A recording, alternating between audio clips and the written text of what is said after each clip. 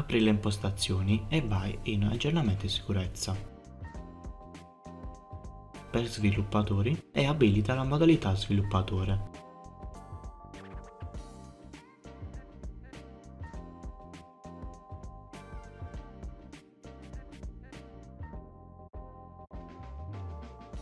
Vai nel pannello di controllo,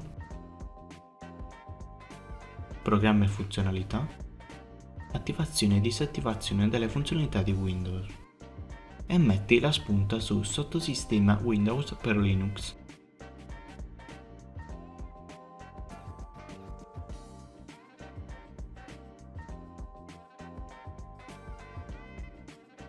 E riavvia il computer.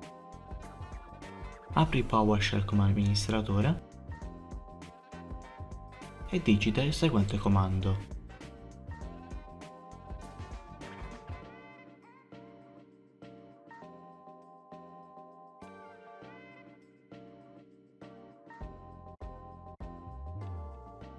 Ora apri il link presente in descrizione,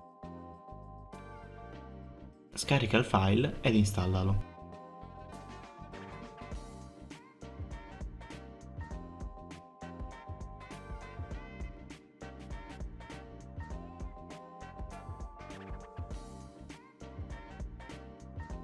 Riapri PowerShell e digita il seguente comando.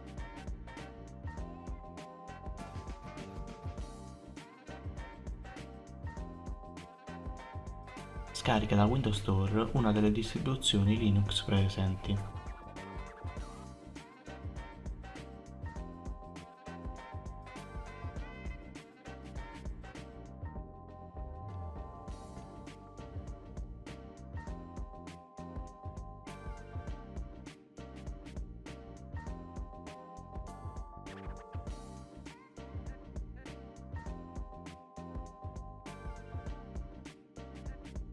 Al termine dell'installazione esegui il programma. Ti chiederà di impostare l'username e la password. Dopo aver inserito i dati, l'installazione di Linux sarà completata.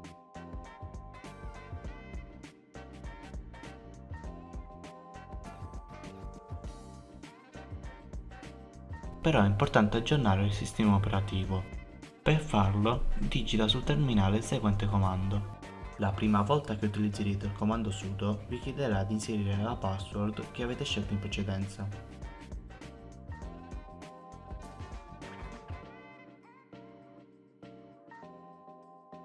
Per riaprire il terminale Linux vi basterà cercare il termine bash nella barra di ricerca di Windows.